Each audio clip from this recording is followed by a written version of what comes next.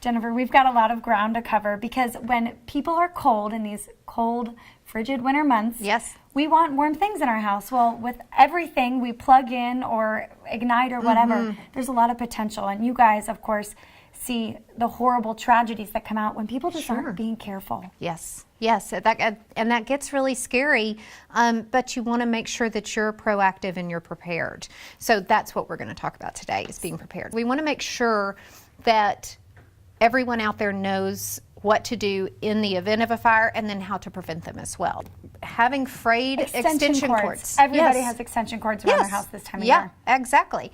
And so you want to make sure that you're looking at those and making sure that they're not frayed, that they're not going to spark. And of course checking at the plug itself, that's where it's going to start too. That's going to be the weakest point. In the kitchen. Yeah. I know. I mean, we could probably look around here and you could point to every single appliance and a story of someone losing their kitchen or their entire home because of that. What are some of, I guess, the craziest ones? Coffee pots can cause fires.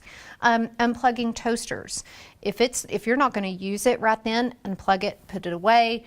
If you want to leave it out on the countertop, then great, but make sure that you're unplugging it. Let's move to Christmas decorations. Okay. A lot of people have put theirs up by mid-December, but as we're taking things down, I think you would say, look for these frayed edges because maybe that means you do need to toss them and go buy some new ones that you'll put up next year. Right. If you put up your own Christmas lights on the outside of your house, and I know a lot of people use a service that will come and do that for you, but if you've used the same lights over and over again over the years, make sure you're checking those wires to make sure that it's not frayed and it's not time to go get new Christmas lights, because you put that up on the outside of your house, it does get hot and it can start a fire on the outside of your house. If you have a live Christmas tree, make sure you're keeping water in it so that way it doesn't dry out if your Christmas lights on your tree should happen to ignite. Space heaters. Oh in gosh, my own space home. Heaters. Yes. Space heaters. Is that kind of like a nightmare? Yeah, it can be. It really can be. But you gosh, want to be we just careful. want our feet warm at work. I know. I know. Make sure, if you do have it at your office, make sure you turn it off when you leave for the day. Unplug it. Yes, unplug it. And another thing is, keep a space of about 3 feet between you and the space heater, between you and your fireplace as well. What do I do if some of these things happen? Sure. Like we mentioned. Yes. It seems like they happen more frequently in the winter months.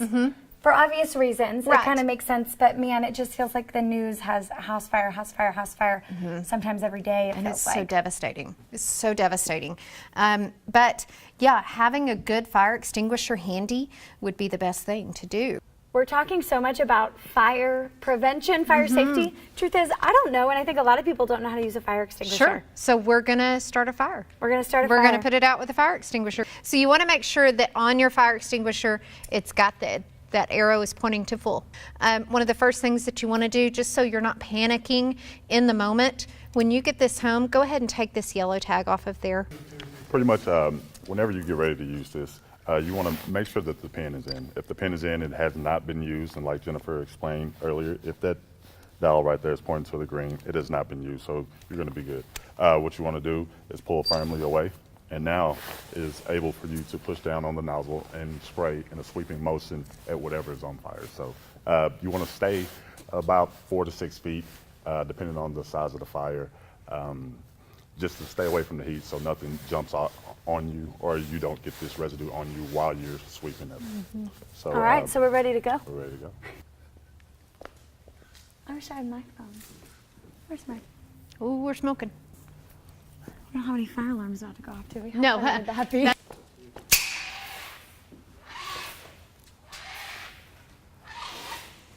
It was nice, steady. I mean, we could do that in our homes. Sure, yeah. We'd be fine. Yeah, you could control that Not too spray scary. pretty easily. Even in the event that a fire does get ignited for whatever reason, there's another line of defense that should be working in everybody's home. We hope so, is working smoke alarms. I was doing some research the other day, and FEMA says that 3 out of 5 deaths in fires come from non-working smoke alarms. That's in more than homes. half. More than half. Which is just tragic. I mean, Sure. change all the batteries. Yeah. On New Year's Day. It's annoying. You've got to get the ladder out. It takes a lot of work, but man, Right. I mean, when testing them just to make sure they're still working. You can cut your chances in half from dying in a fire just by having a working smoke alarm in your home.